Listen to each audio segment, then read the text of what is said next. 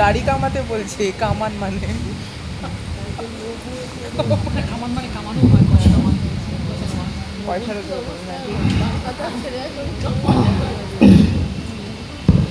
Hello, SP সাহেব বলছেন? কিছু ফোর্স পাঠান। একজন লোক কামানের লাইসেন্স চেয়ে দরখাস্ত করেছে। আমি আজকে তাকে আমার অফিসে ডেকেছি কথা বলবো বলে। কিছু বলা তো যায় না, হয়তো ফোর্সের দরকার হতে পারে। May I come in sir? Come in.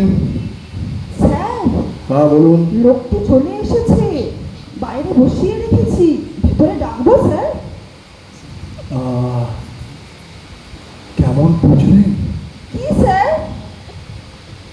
লোকটাকে কেমন বুঝলেন, কেমন দেখলেন? মানে খুব বিপজ্জনক? একা এসেছে? দেখে তো তেমন বিপজ্জনক বলেই মনে হচ্ছে না স্যার, তবে মাথায় কি চলছে সেটা তো বলা মুশকিল। একাই এসছে স্যার। আচ্ছা আচ্ছা, ঠিক আছে, ভেতরে রাখো। ঠিক আছে স্যার। হ্যাঁ শোনো, Yes, sir. মিত্র সাহেবকে একটু সঙ্গে পাঠিও। Okay sir. আর হ্যাঁ, আরেকটা কথা, হ্যাঁ স্যার। সিকিউরিটিকে বলবে অ্যাটেনশন পজিশনে থাকতে। কিছু বলা তো যায় না। ঠিক আছে স্যার।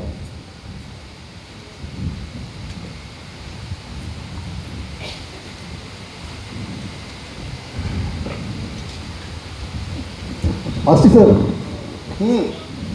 আসুন।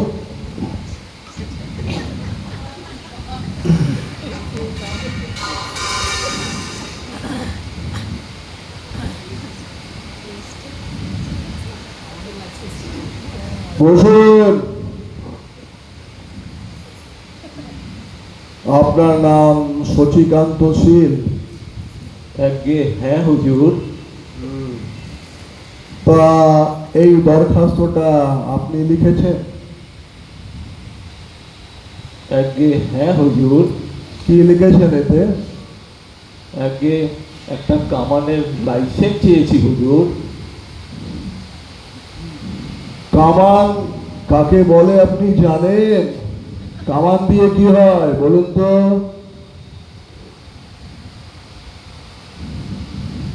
স্যার বলছে কামান কি করে, কাজ করে? আপনি খায় না মাখে? কি যে বলেন হুজুর, কামান কি কোনো খাবার বা মাখবার জিনিস নাকি? ওটা তো একটা পেল্লাই সাইজের অস্ত্র হুজুর। আগেকার দিনে রাজরাজরা ওটা দিয়ে যুদ্ধ করতো হুজুর। বটে, তো আপনার হঠাৎ এই বস্তুটির দরকার পড়লো কেন? স্যার বলছেন আপনি তো রাজা রাজবাড়া নন, যুদ্ধ করতেও যান না, কি করবেন ওটা দিয়ে? রোজ মধু মাখিয়ে চাটবেন? তাহলে হুজুর আপনাকে আমি সব ব্যাপারটা খুলেই বলি।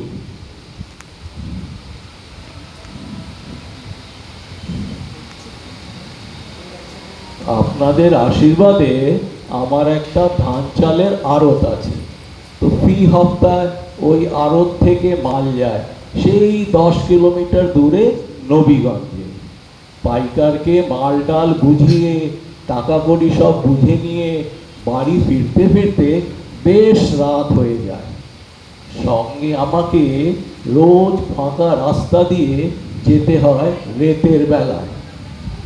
সঙ্গে থাকে মাল বিক্রির এক গাড়ি টাকা। কখনো কিছু বলা তো যায় না, হচ্ছে না, যখন তখন ছিনতাই হয়ে যায়, কিন্তু কবে কখন কি ঘটে যায় তা তো কিছু বলা যায় না হুজুর। সেই কারণেই আপনি একটা কামানের আর্জি জানিয়ে বসলেন? স্যার বলতে চাইছেন একটা আস্ত কামান সঙ্গে নিয়ে মাল বেচতে যাবেন আপনি? তাহলে হুজুর আপনাকে আমি সব ব্যাপারটা খুলেই বলি। আমার কাছে অনেক টাকা থাকে বলে আমার অনেক শত্রুও আছে হুজুর, যখন তখন একা পেয়ে ছিনতাই করে নিতে পারে, এমনকি আমাকে মেরেও ফেলতে পারে হুজুর। তাই বলে আপনি একটা একটা আস্ত কামান চেয়ে বসলেন? আচ্ছা আচ্ছা, সত্যি করে বলুন তো, এই কামানের আর্জি জানাবার পরামর্শটা আপনাকে কে দিয়েছে? আপনার কোনো ভয় নেই, কাক পক্ষীতেও টের পাবে না। কি হলো বলুন? আরে